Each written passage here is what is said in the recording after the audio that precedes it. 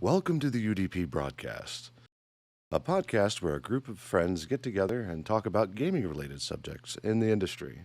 I'm Luminary, and I'm accompanied today by my co-hosts Imee, the Eternal Barcode, Hello. the Nordic Cajun, Who will be tonight voiced by Chris Pratt. Oh no. and Crit Chicken, who will not be voiced by Chris Pratt. I'll probably be voiced by someone else that's less popular. Well, we've taken a break, had some things happen, and it seems like the whole world has fallen apart, and we're trying to put it back together again. Topics tonight, going to be talking about Stadia being sunset in January, I believe. We're going to be talking about Nintendo Shenanigans and an interesting game of Karuta. No. That's horny on name. Yes, it is. Yeah. Oh no. Sit back, enjoy the show, and participate in chat. You can find our broadcasts at anchor.fm. I'm dual streaming to YouTube if you prefer that.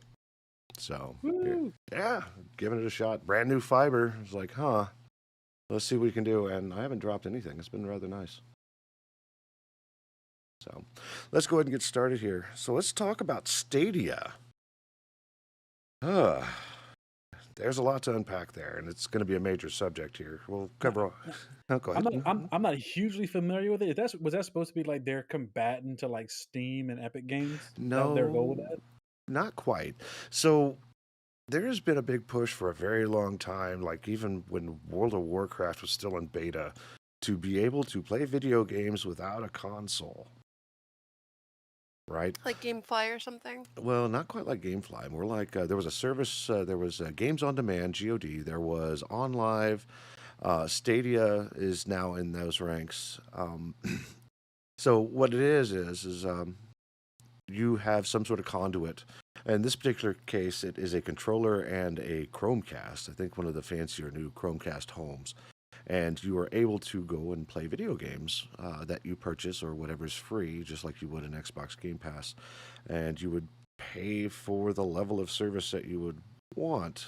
So you could pay for 4K streaming should you choose to, which was kind of neat. So it's kind of like Steam, and like you keep a library of games that you've purchased or have access to. But it's not like Steam, because at the end of the day with Steam, you're buying access to video games to download and play, and they manage all the keys in DRM. It sounds like it would have been a great idea. I mean, a one single controller that you could literally plug into any TV, you go anywhere. That sounds like the dream to me. It's kind of, Switch-esque, since you can just plug it in and sit down and do that, but without the whole Switch component, right? Yeah. Is that what my brain's gathering here? Yeah. My caveman brain? Pretty much. You pick up the controller and your Chromecast immediately starts streaming video games. It would have been nice if more people actually knew about it. Well, I mean, they did have a big marketing thing. They were really trying to get first-party titles in there, like the whole thing. It was a really good platform, according to the developers. It was really great to develop for because it's all hosted by Google. But that seems to be Google's motif. They're like a kid that gets really invested in a project, in a hobby, and then immediately the moment's over, they move on.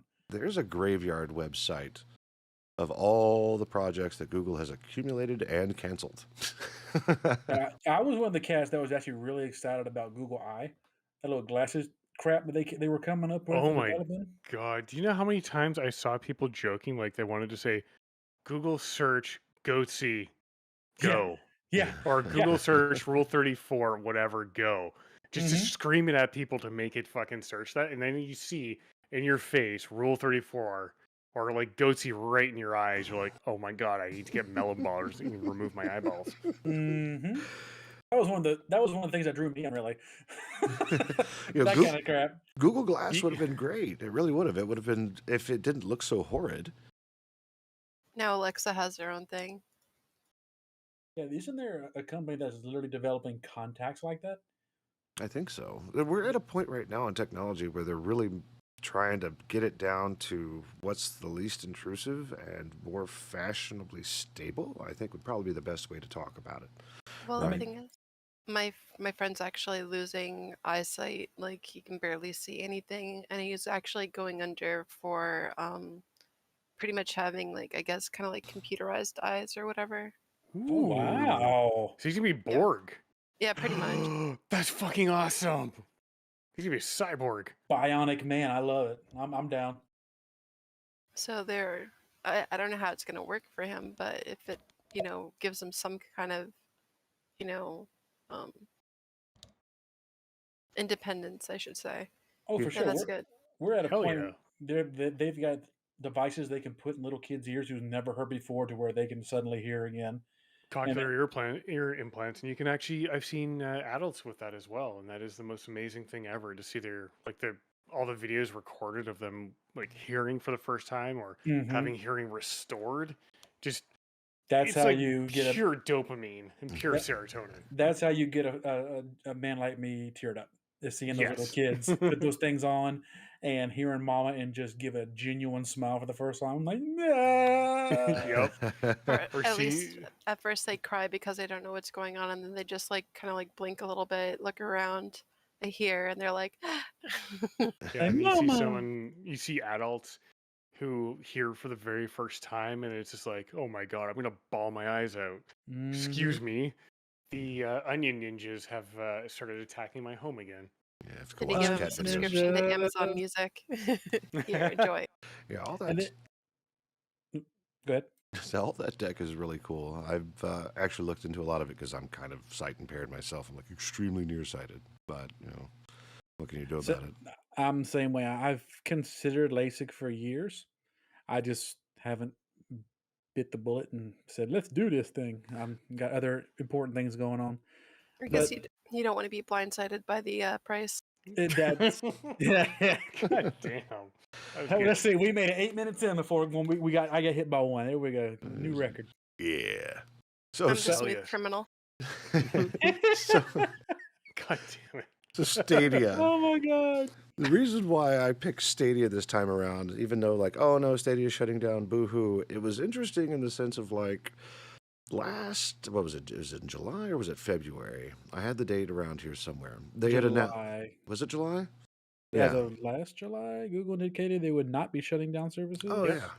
yeah. Yeah. Yeah, they just recently were like, oh no, we're not gonna shut it down. It's like, but the Jay- rumors say otherwise. Oh Let- no. There you go, No. JK guys.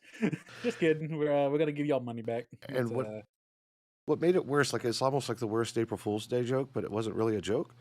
That Yeah. they didn't tell the developers. It was they released it on Twitter and then put up their public statement regarding Stadia, and all the developers like, what? imagine waking up to go to work and all of a sudden you read, "Oh, I don't have a job anymore." Oh, that reminds me of something. Hold on, let me see if I can pull it up. It revolved around the people that used to make those computer things. Hold on. These computer things. Osmongold covered it. While she's looking it up, back to my original comment about the contact stuff. For the digital, I'm stuck in my glass thing for some reason. And go for it. I imagine when they get that perfected, the stuff that we saw in like Avengers with Tony moving his hands around and moving stuff and creating things with his hands, you could do that with the contacts and it do remotely to your computer. That would be so much fun for somebody like any of us. Well, they have haptic reactive gloves or haptic gloves that you could wear to get some sort of tactile sensation when you do collide with something in 3D space. So it's perfectly doable. So you could grab axes, feel vibrations in your fingertips and whatever else to do that type of thing. I know. I've got a feeling if we don't have some kind of, thing from the other side of the world blow up, in the next 10 years, the gaming and creation industry is going to just explode with this new kind of stuff, man. It's Okay, gonna I be found the awesome. video. Okay. So it was about artesian builds or whatever. Oh, those Apparent- guys. Yeah, they moved into a new building, and then they shut down. Oh, Do you Yeah, know? literally, they're like 200 or Hey, 20 hey $20 million guys, in debt, and they still owe computers to people Are you that familiar are with that story, Nordic? not even in the slightest, but I can just imagine them walking in like, "Hey guys, check out this glorious building we just bought. So Now our, we're closing shop. Bye." So Artesian Builds was interesting. They actually had a sponsor by Intel, and they were actually doing promotions and doing affiliate programs with other streamers to win a custom artesian computer setup, right? And they were building it right there on stream and everything and whatnot. And when they pull a name out of the hat, was he the CEO, Crit? I can't remember. Hold on. He was some front man. I have to look it up. Nah, well, either way, he was the voice. The dude with the screwdriver was building the machines, right? And he was like, "Oh, okay, it was some rando streamer, and let's see, let's take a look at your stats because you have to qualify. And oh, yeah, you don't have enough concurrent viewers. Well, maybe we can do it a different way." And then like just kind of like low key dressing them down on why they're not going to get this badass machine that could totally change their streaming career depending on what they're running on, right? Like hanging a proverbial carrot they're never going to get situation. Pretty much. Either way, they did this throughout this entire stream. It blew up. People tore those people down. Intel got wind, dropped their sponsorship, and the dude had to he gave out an apology outright. And he was just like, "I'm so sorry," so forth and so on. And then there was like a written one where it was kind of like brushed out of the way that rules are rules. It was a giant mess. So it doesn't surprise me like where they moved to a new office building and then shut down.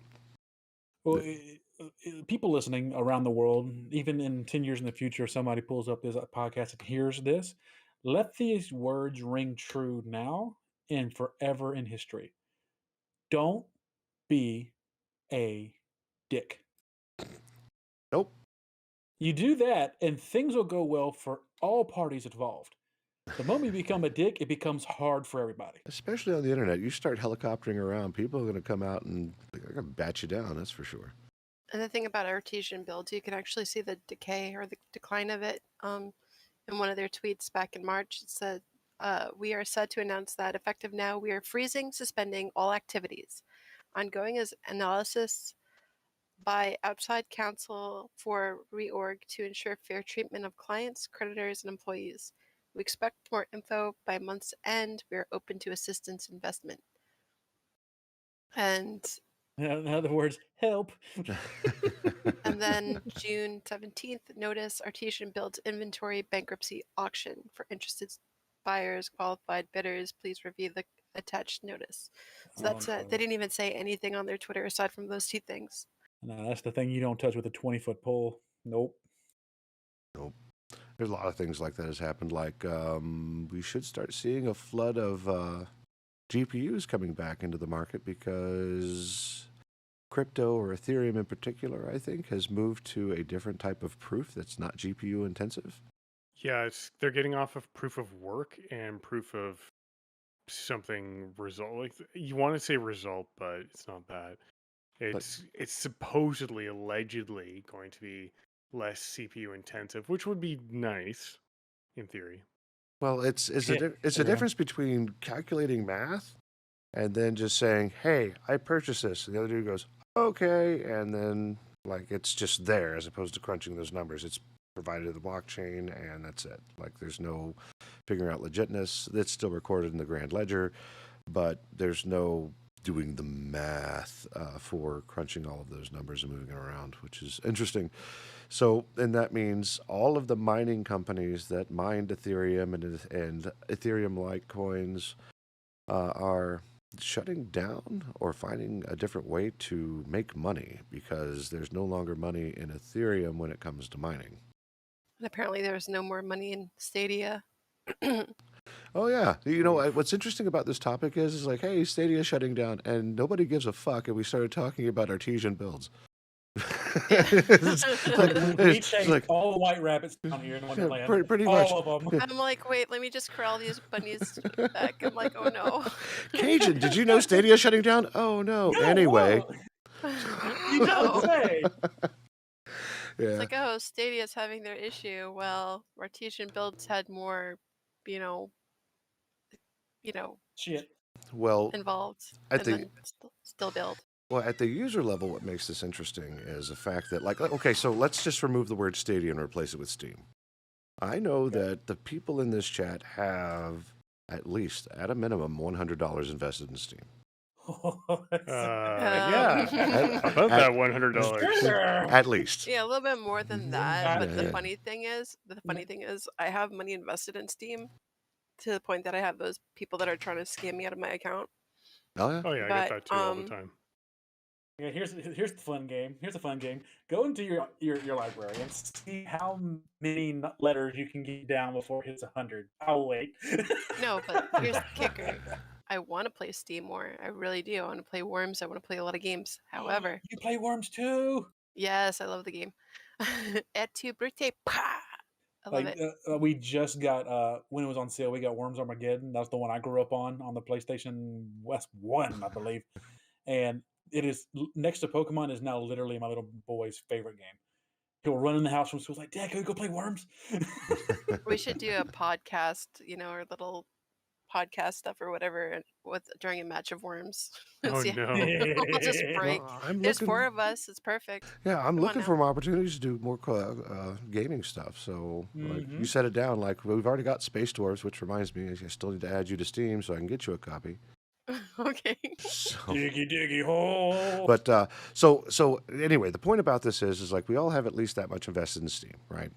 Whether it's $100, $1,000, $5, it doesn't matter. Okay. What if Steam releases tomorrow through Twitter and says, "Hey, by the way, we're shutting down. The last time you'll be able to access your games is January 18th." Question. Yes. What if they refunded all that shit? Oh, they're not going to refund that. That money's long gone. They inducted Steam with the release of Half-Life 2. Like, Did you enjoy your mean- time on Steam? Well, there you go. You paid for the experience. I mean, to be fair, for state, I'm calling it Stadia now. The Google thing, they're saying they're refunding. They're it's refunding so everything. unimportant. We can't even get the name right. Okay, go ahead. I read that part. They said they're refunding everybody who's bought into it. Right. And I think that they're doing I don't know what there's a limit on that or what they're doing with that other than any hardware bought through, I guess, the Google store, because they shut down the Stadia store where they were allowing you to purchase all of the things. Right. But I'm not exactly sure how they're actually going to do software licenses and things like that, because that's a lot of money. Like, even though we're kind of making light that Well- nobody gives a shit about Stadia, there are people who were in it. Well, I got you, Lumi. It says all hardware purchased through the Google Store will be refunded, and all the games and add-on content purchased from the Stadia Store will be refunded. Expect those refunds to be completed by mid-January. Oh, wow. So if they're offering they're offering a full-on refund. I think that's Google pretty much dumping down a huge lump of money on the Stadia team and going, well, sorry. I We The guess. worst tried. part was We there was a tried, couple guys. companies that were about to release a new game. Hyper Gunsport, which was being released by Microsoft Games, they were ready to release it on Stadia in November. Now it's like, oh, about that? they don't have that now. Yeah, like it's very much about that, and now They how can they're take it to. They can take it to Steam. Okay, well, Steam or the problem COD is or Stadia had the best monetization scheme possible for developers, where developers saw the largest cut. And Steam, yes, it's good for giving money to developers. It's just not nearly as good as Stadia was.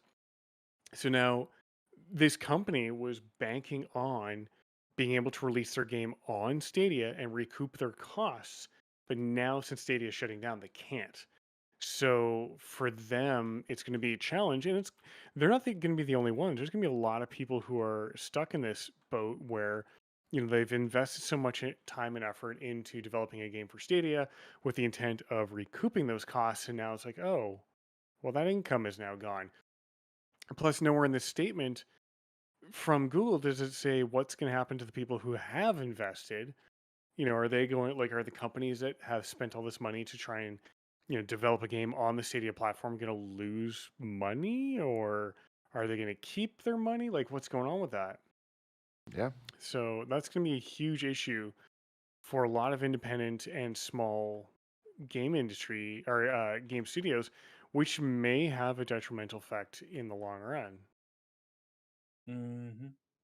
Yeah. once bitten, twice shy situation. Well, that, and how many people are going to lose their jobs based on the fact that Stadia is shutting down because the company they worked for was banking on Stadia being able to provide steady income to recoup those development costs. Far too many, to be honest. That's just Yeah. You can't even put a number on it, but there's a lot of mouths that are going to need some feeding after that. Yep. It's shitty all around. It is. They handle it the worst possible way. They handled it the Google way, which is just not mention what they're doing and shut off the service. Yep, they Did did. I- They pulled in a rug pull artesian. Ta-da! They supported Stadia like EA supports a video game. Oh my god, they pulled an EA. They released it and then said, fuck off. Wow. I mean, technically, it wasn't even released; it was still in development. Oh, It's kind of like World of Warcraft with releasing Wrath of the Lich King, and they're like, guess what? 1 month later, you get Dragonflight. What? Rip. Well, there's some good news out of this. I think, what was it? It was Ubisoft and IO Interactive are working to try to get your saves from their games. I think in particular it was Assassin's Creed and some other game that they mentioned. And for anyone that has a PC port of it, you could then play it on PC for whatever reason that may be. And I think if you have it on Steam, it'll just start cloud saving, which would be nice. But the details on that really haven't been released, other than they're working for a way to allow players who have invested time in their games on that platform to continue to play where they left off, which I think is kind of cool. I mean, considering who the publishers and developers are that are doing it. But yeah, no, it's definitely shitty all the way around. There are people who became instantly unemployed due to a tweet, and the revenue stream is cut. And other folks who have projects that are going out and we're just notified, like, we're years into this, and what? Take care now. Bye-bye then. Pretty much. Yeah. That's Good their official luck. statement.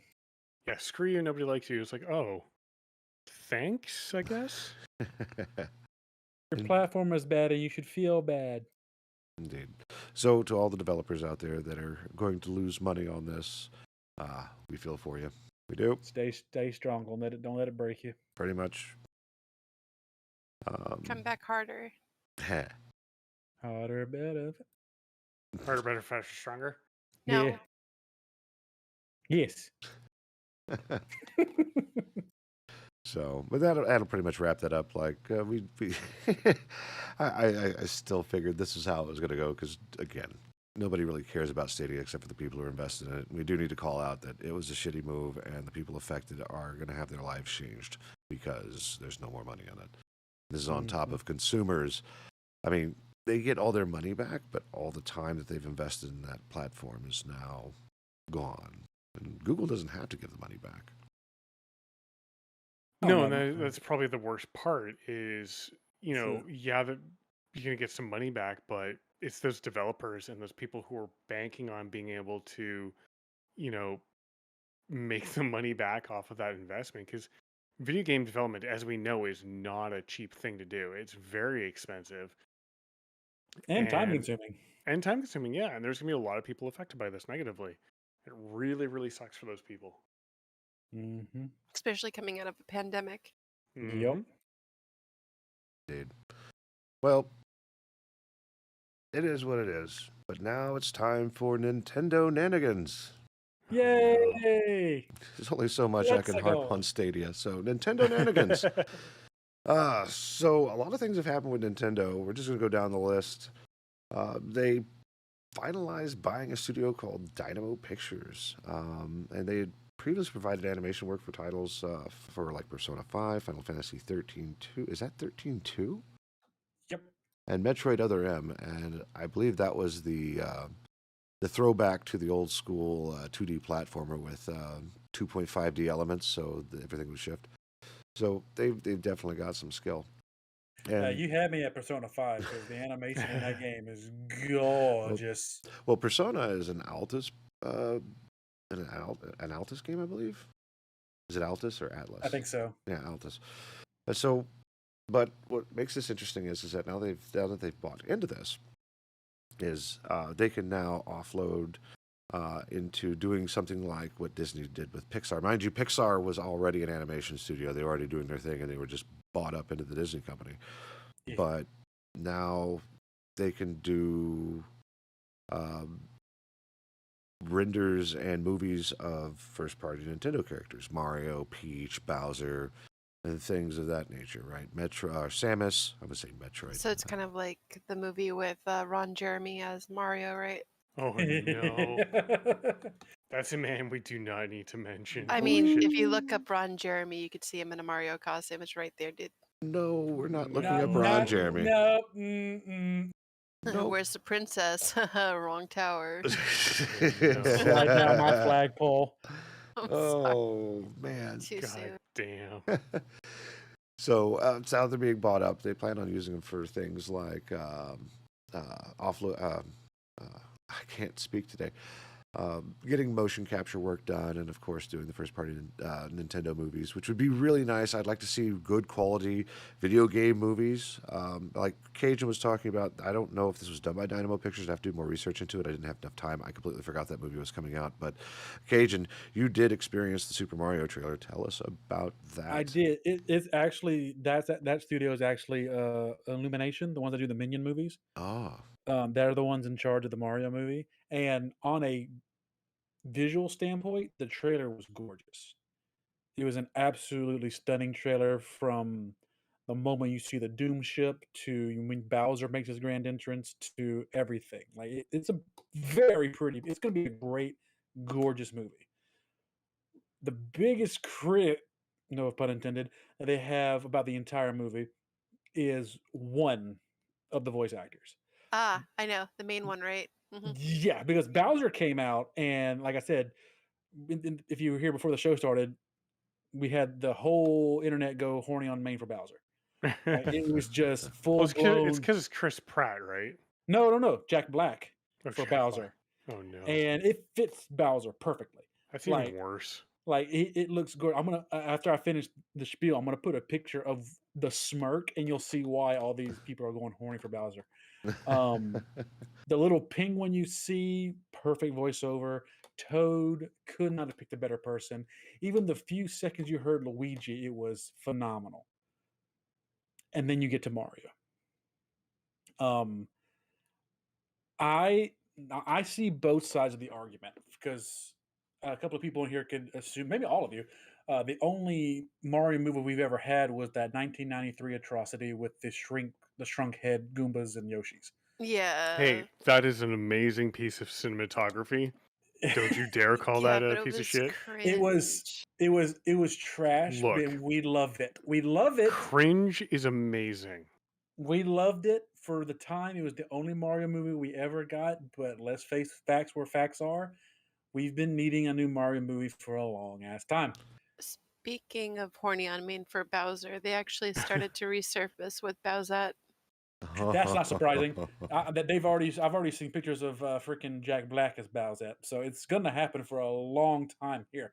But here's the thing, and my friend, I was playing League before before the podcast started.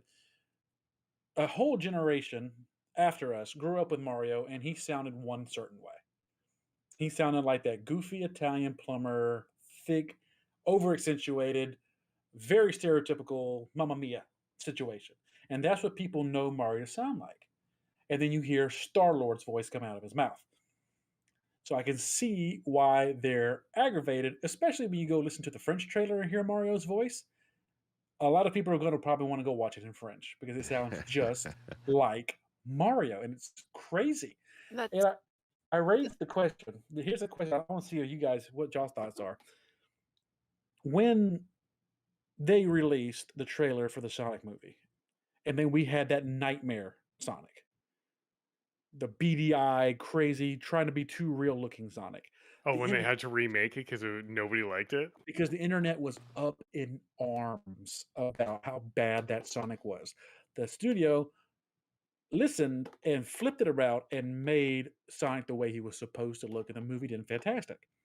Now, the movie's going to do good, no matter what, because you have our generation who's looking forward to seeing a new Mario movie. We have kids who are looking forward to seeing a new Mario movie. It's that middle generation that's going to have the issue because of Chris Pratt. And do you think that generation will get up in arms enough? Do you think? to dub it over, yeah. See, none of you have suffered Mario shit until you have to have suffered the Mario live action TV show from the 90s. Boy, talk about national treasure. You Swing stop your your arms dirty from mouth. side to I side. decide. That was the greatest amount of cringe I've ever seen. And it was beautiful cringe. Yes, it was That's glorious. That's when you throw up Loved your it. hands and say, "It's not you, it's a me." It's a me. Super It's not Mario. a you. I was in it for that terrible Zelda cartoon. Same. Oh no. Oh, yes. I remember that. Excuse me, princess. Oh, Oh, God. Christ. It might as well be been done by CGI in their projects. So, well, moving on from this. So they've got a movie studio. I'm looking forward to seeing what's coming out of there because, Nintendo tries to produce quality with their IP and they protect it like a rabid badger. Right? Now, what's funny is if they do have this studio and it takes off and do a great job, we're gonna take what we saw in the Brawl universe on the Switch and the Wii and all that, and we're gonna have an actual Nintendo universe cinematic, and it's gonna be great until Disney buys them out. That'd be interesting. And then you're gonna have Mario going up against freaking Yoda. And then you're going to randomly see a bloody Winnie the Pooh enter the battle. Oh, no. Oh, dude, I cannot wait to watch that movie. By the way, that's gonna be such garbage. Oh my god, I can't wait. That's going to be perfect. Like Well- horror movie Winnie the Pooh. Yes, Well, please. That's what happens when it goes into public domain, right? So Mhm. let's move on to one of Imy's favorite subjects, union busting. Uh-oh. Yes. Yeah. Let me go scream at people horribly for being stupid as fuck. Me. Oh, God damn it. Nintendo. More Nintendo nanigans. So what happened was, if you're not aware, a little while ago, there was an anonymous complaint made to the U.S. National Labor Board about unfair labor practices being done by Nintendo. And recently, I think it was within the last couple weeks, the woman behind that complaint has stepped forward to say, hey, this was me, and this is what the fuck happened. And what has transpired is abject stupidity on Nintendo's part. So they employ a lot of contractors for QA or quality assurance testing. And for those of you who don't know, there has been a lot of movement towards getting unionization within the QA departments within various game companies, because quality assurance is something that is ignored a lot of the time. It's forgotten and nobody really pays attention to it, which is really shitty, because quality assurance is what makes it so you don't clip through a fucking wall, fall through the floors or whatever. Wee. Like, quality assurance is necessary. Without them, you don't have a functioning game.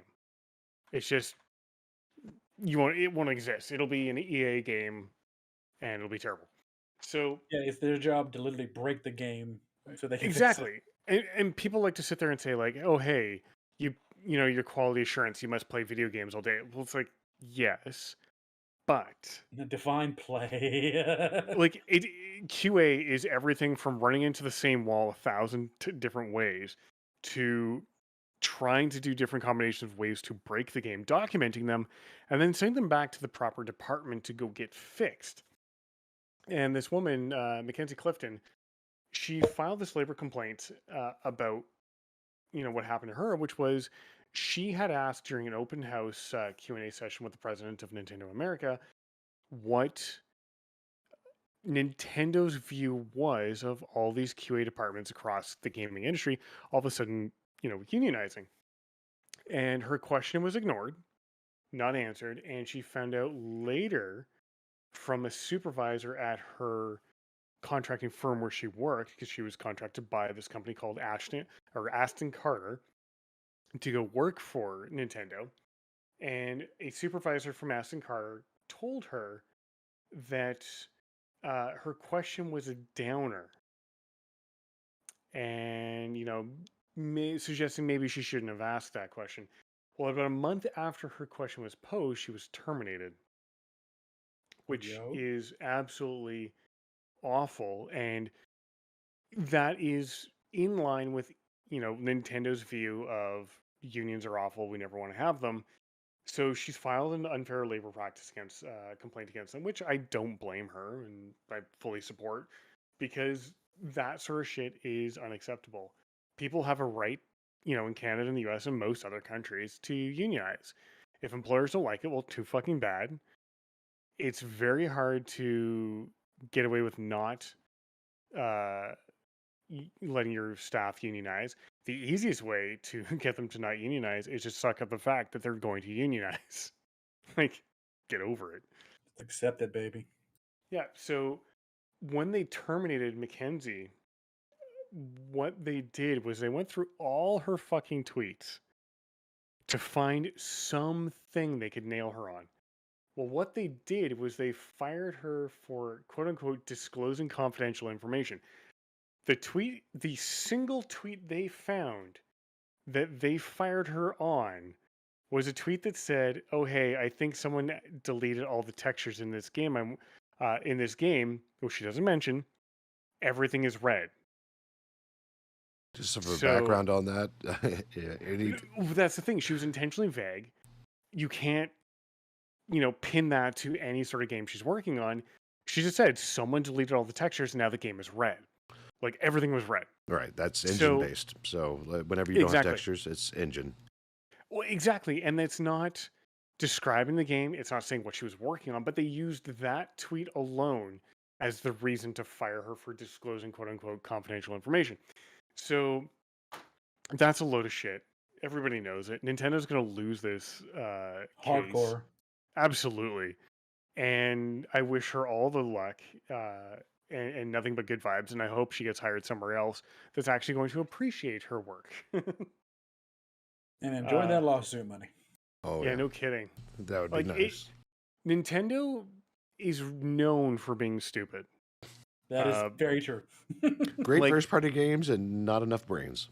So if you're a YouTuber and you've created YouTube content, for a fact, and especially if you work with a Nintendo product like Pokemon, for a fact that if you have even one frame out of a 60 frame per second, video, they will flag that one frame as a content ID claim so that they get all your monetization money for an entire video.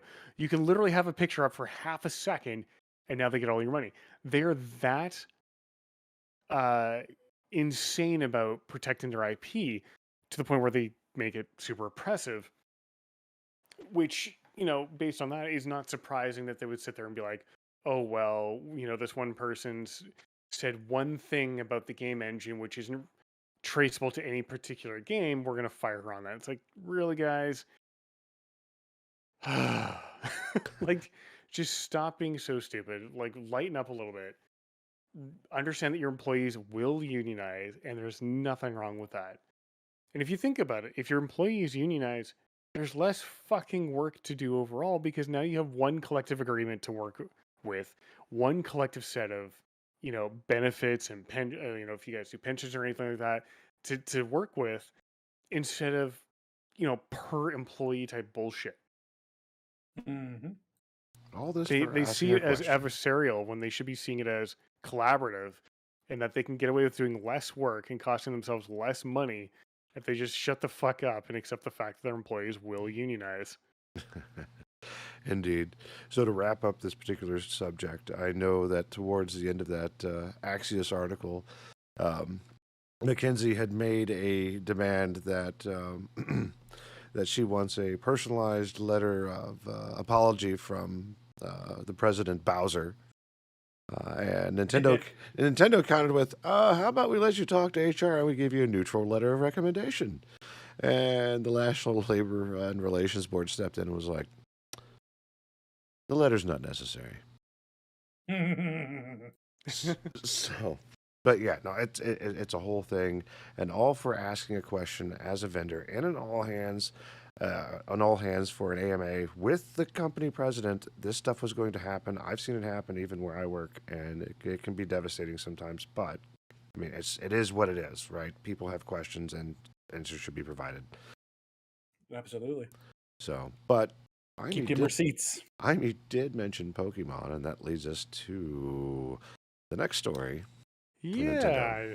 Hey, And this will be right up your alley because it's all about Nuzlocke. That's Yes, right. sir. Just as a precursor, because not everybody knows what a Nuzlocke is. We've probably seen it. Probably seen people play it. It looks just like Pokemon. But why don't you give us an insight on what Nuzlocke is, Cajun? Just straight to the tie first. Yep. Nuzlocke is a self-imposed set of rules that creates a more difficult version of an already established Pokemon game. It can range from you playing the normal game itself or playing on a randomized version of the game through little things on the internet you can use. The objective of the game is you have only one Pokemon per route you can catch throughout the entire game. If you do not catch the first Pokemon you run into on the route, you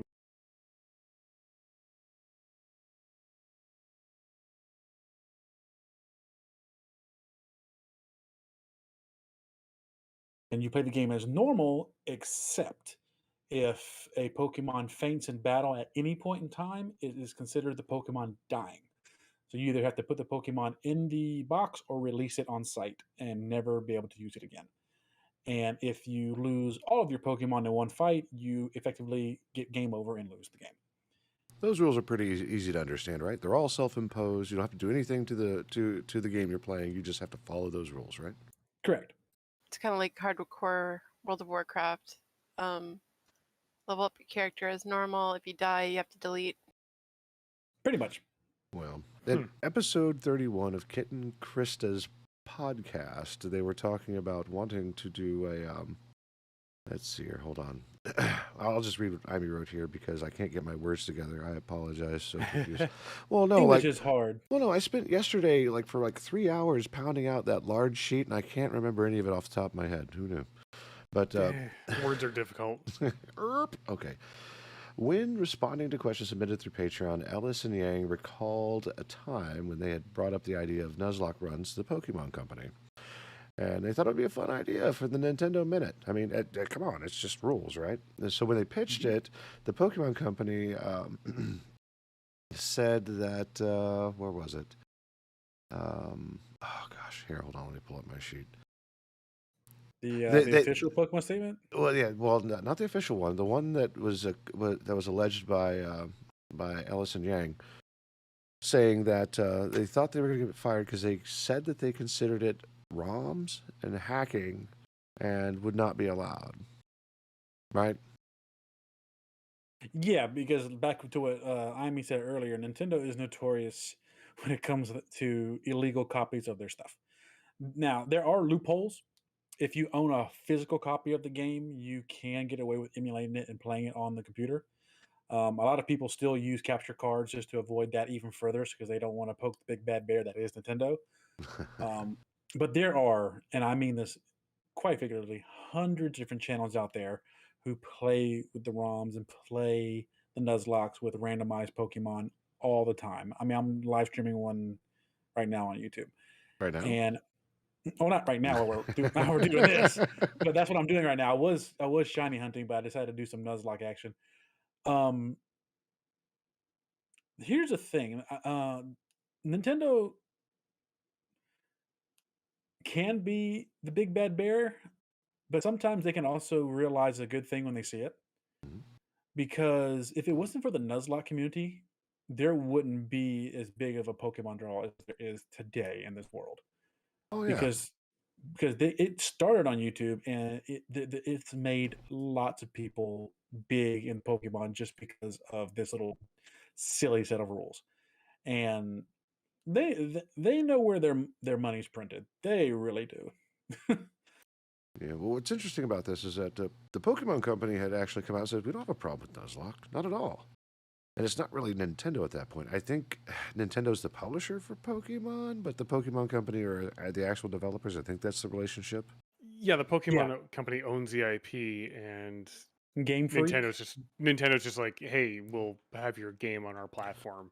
But they released a statement saying that we don't have a problem with it. So I'm wondering if that, and this is the speculative part about this whole thing, I'm wondering if them saying this because they were prominent in the Nintendo community as content creators and, hey, have their podcast of just saying something like that, and the internet exploded and went on a headhunt, and the Pokemon Company had to say, "Oh no, we don't have a problem with it," as kind of a peacekeeping item, Probably or so. More of a face keep. right, or was it all sensationalism by the two podcasters? That's what I'm curious about. What is the actual story here? I guess that would have to be a breakdown of the podcast. I guess we have to listen to how it actually went down with them. 'Cause just by the notes alone, that's you could go six one way, half another than the other. Yeah, it could have just been a bunch of miscommunication, but just the fact that, you know, the Pokemon Company had to send out like a statement against what was said, saying, hey, we're totally cool with it, within the bounds of the game, kind of leads me to believe that there was a miscommunication. Now, if you're talking about the people who modify it, like as a ROM and modify it so they can completely randomize the game, then yeah, I could see, the Pokemon Company or Nintendo having issues with it because now you're modifying the game. But if you're just using the arbitrary rule sets of like, hey, if it faints, it's out completely, that is within the game, it confines itself, and you're not modifying it. So I can see that, the Pokemon Company would have no issue with it. Mm-hmm. So I wonder where the disconnect was, and I wonder if it's because they may have, like those podcast people may have thought that we don't want you to modify the actual game, by editing a ROM or something. That they may have interpreted it as Nintendo doesn't want, or sorry, the Pokemon Company doesn't want Nuzlocke, maybe. Oh, if that was the case, there'd be a lot of people out of business on YouTube right now. Well, exactly, and I've seen a lot of people do Nuzlocke. I've seen a lot of people do with modified games where they do exactly that, where they, have a randomizer that gets basically modded into the ROM itself, and they go from there. And I mean, And really, it's not.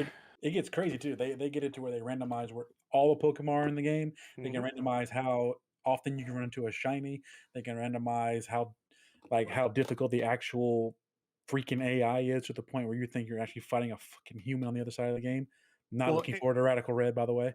and what's interesting is that Nintendo or Pokemon released something earlier. I think it was this year, basically saying the newer versions are going to come out are going to have a hardcore or like a super hard mode available, which will be interesting to see how they do Souls. that. Wait, what happened? I missed what? I said, ooh, Poke Souls. Yeah, so basically the Pokemon Company is going to be releasing newer versions potentially with a hard mode or like like a mini Nuzlocke version, whether it be completely randomized as Nuzlocks are. When you do the modded ones, that'll be, a different thing. But the hardcore mode will apparently be similar to the basic Nuzlocke rule of, hey, if it faints, it's dead and you got to release it type thing. So it'll be interesting to see how that works out. It's the case in point of Nintendo seeing a good thing and say, "Hey, we can make money off of this. Let's do it." Exactly. If they start That's how- seeing that with everything they do, I'm looking at you, people who shut down all the Smash Brothers tournaments everywhere on the planet because you couldn't really monetize it. Yeah, on. that's just poor like understanding of their market and understanding of I can make a fuck ton of money off this stuff if I let them do this. There's a Because giant cult following for Smash Brothers Melee still. Speaking yeah. of cults, have you ever heard of Uh-oh. Chef Kawasaki? Oh No, no, we're there. no, no. The horny on main must cease. Oh, it's I was gonna... just getting started. All right. Oh, Well, God. hold on to your pants. So, Or panties, depending on who you are and what you're into. so before we even actually start this, anybody take a look and see what Kabuta was, or how it's played, or what it is? I know No. it was a Pokemon. Well, so Kabuta. Lumi.exe I has don't- stopped responding. No, I was in Kirby Land, and that train wrecked my brain. Choo choo. Oh no. Okay, so Kabuta is a game. Think of it kind of like a mix between Cards Against Humanity and Match 2. So there's a set of like about 100 cards, and there's different variations on it. I'm going to give you the one that I read on it that makes the most sense. There's about 100 cards split between all the players, And there is a prompt deck that is turned over, and whoever turns it over has to read the prompt. And as they're reading it, the player reading it and the other players have to find the corresponding ending to it. Oh no! So it's matching the first half of a poem to the second half of the poem. If the person reading, whoever finds the second half, actually gets the prompt card, and that's what that is. So that's how that's played, and why that's important is because it's important in Japanese culture. It's been around for centuries, right? This Japanese fellow created a, and kind of went down the road here, created a Kabuta deck with Chef Kawasaki and a Microbikini. Oh. So God. a lot of artwork with Chef Kawasaki and a Microbikini. And I'm not going to show anything on this particular podcast of what that is. You can go look it up yourself. It kind of makes me vomit in my mouth a little bit. I saw somebody in the Discord earlier, and I was like, "Oh." It came with the article. So it exists, and I think it's interesting playing that way. And what happened was he put up the deck, both physical and digital, about it was about what, $8 US, $2 for the digital. And after a few days, HAL Laboratories came a knocking. Yo, hey, cut it out. That's not cool. And he pulled it from the shop that he was selling it at, and issued an apology to HAL Laboratories for any inconvenience, which was interesting. But the big argument here is why HAL Laboratories actually had a problem with this, because Chef Kawasaki is already naked and only wearing an apron.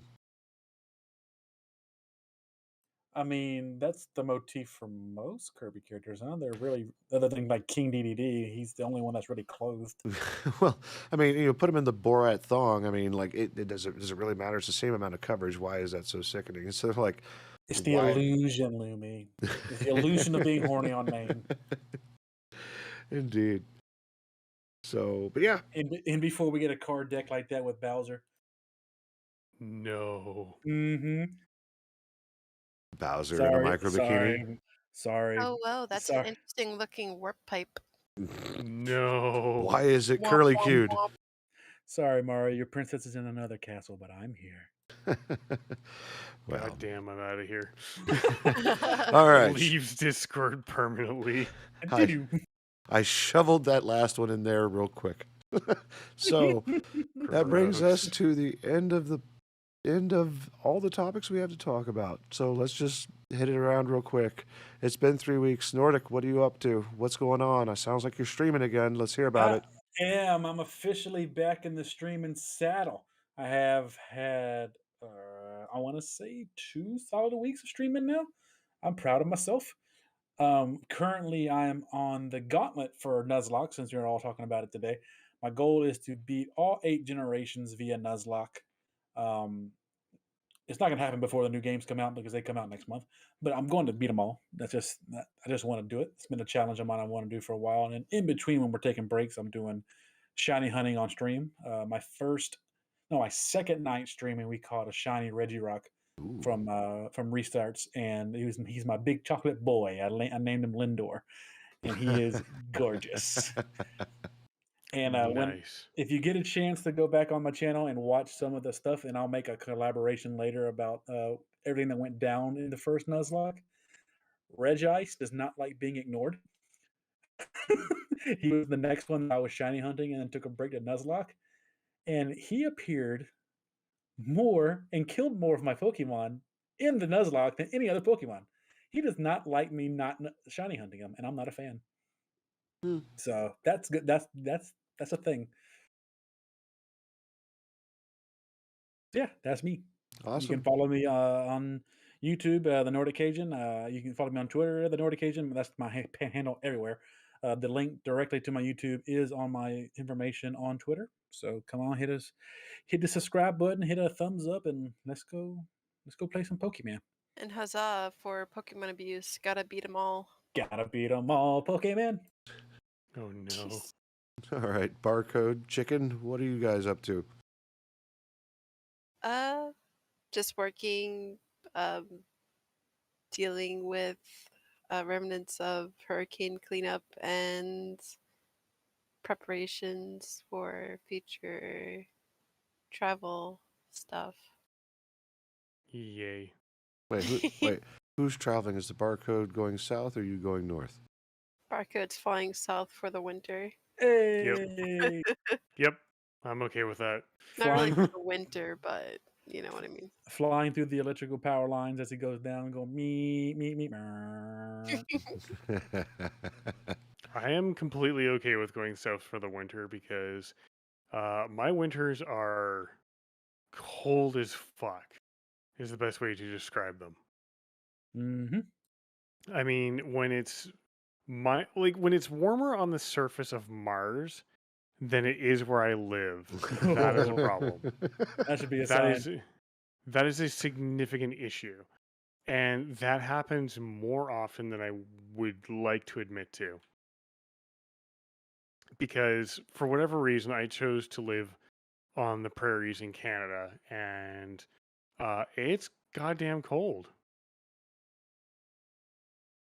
It's chilly, it's a little nipply. You can cut some glass. A little bit, yeah. I'm also continually ship posting towards Russian accounts to make them feel, unloved and hated. Oh, yes, the classic shit posting I me. As per usual, he's keeping everybody honest on Twitter. Speaking of, Of course. how can they find you too, Crit? How can they find you on Twitter? Basically, my Twitter name is what I kind of live by now, especially working 2 jobs. Needs espresso. And the barcode? I'm on Twitter only. You can find me over at twitter.com/ami21. And I will be regularly shitposting against idiot accounts that are trying to spread lies and slander. And it's kind of Eventually, fun. I'll start streaming again soon, but I've just been kind of in a Cleanup mode. de-stressing mode from working so much. I don't want to go on and be like, "Hey, guy." Totally get that. Yes, ma'am. Well, as for the Loomy himself, I'm trying to get back into a streaming schedule, trying to get a good hour in before work, a good silent stream with music going on, and about an hour and a half to 2 hours at night after about 10:30 p.m. when the kiddos go to sleep and the wife leaves me alone. Yeah. So Rude. Can't relate. no, I love it when she doesn't leave me alone. That's why I married her, right?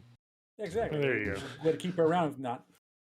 Other than that, been pounding out some Neo 2 with some fist punch and some axe action. So if you like, I'm going to say feudal Japan with a lot of yokai and a very difficult learning curve with how to play this game, by all means, tune in. It'll be a lot of fun. You can find me here on this channel and everybody's contact details in the in either the description on YouTube or the About section here on Twitch. And get in touch. Let us know what you think. Let us hear your opinions. Yee. I still Opinions are do fun. want to play Worms with you guys. I think Oh, that's gonna be so much fun when we get that all together, man. Worms, Cards Against Humanity, anything fun like that. Heck, even if we did Played It, was it Played Up or Plated? I forgot the name of that one. Where all 4 of us try to cooperate and own a restaurant, that would be kind of cool too. So, a lot of options. There's also Space Dwarves and GTFO. oh, we do have GTFO and It is spooky season. Just as so you know, there's a certain bomb and redeemer that now has a copy of Deep Rock Galactic. Oh, nice. Ooh. So that is all kinds of stupidity waiting to happen. Oh, it'll be glorious. In between Yay. playing Space Engineers and Minecraft, which, by the way, Shizzy's in chat. Go give him a look. I don't know if he's streaming right now. Is he streaming right now? I've never actually rated. That would be kind of cool. Ta-da. I don't think he is live. No, he just ended. He just ended. Lame. He was supposed to start at 11:30. Oh, but I just remembered something. Remembered something. I recently commissioned some new emotes for Crit Chicken, Ooh. and I will spam them in chat. Was that? Oh They- yeah. Yeah, they're absolutely fun. I love them. The artist, Warbringer Jalen, did an amazing job doing them. I will be commissioning him, of course, numerous times in the future to make more art for her because holy shit, these are amazing little chickens. Crit That's chickens. adorable. Yes, the boom chickens are amazing. I love them. You have to give me that information because I'm gonna need some stuff soon. My all Nord is nice, but he's dated. It's time for some upgrades. I'm glad that they actually finally went through with my crying chicken and my dead chicken, because I think Yes. they didn't like the idea of Sag and Rip being a thing. They get over themselves. They got enough issues going on right now to worry about something like that. There you go. I put his info in chat. It's twitter.com/WBJalen, Jalen. Go check him out. He's a great guy, super wholesome, does amazing work. The large version of these emotes that he drew are really amazing. And I'll be spamming them in Crit Chicken's Discord here as soon as I get them uploaded as stickers. I already hit the follow button because he has the 4 picture of the Pope with holding his icon. Absolutely. I'm sold. Yeah, Jalen, I've known him since we used to play WoW together. He's such a wholesome, nice guy. I highly recommend you get him to. What the fuck am I seeing on Twitter? I highly recommend you get him to do some work for you for commissions.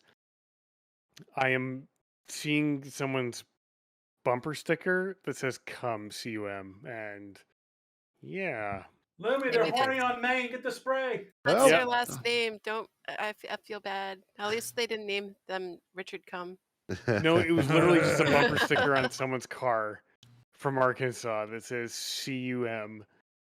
Well, speaking of come back next week for another episode of UDP Broadcast where we will be where the glory this train will be on fire and derailed and coming at you. It'll be horny on Maine again. With that, I'm going to go ahead and stop the recording. Have a good night, and we'll see you next week.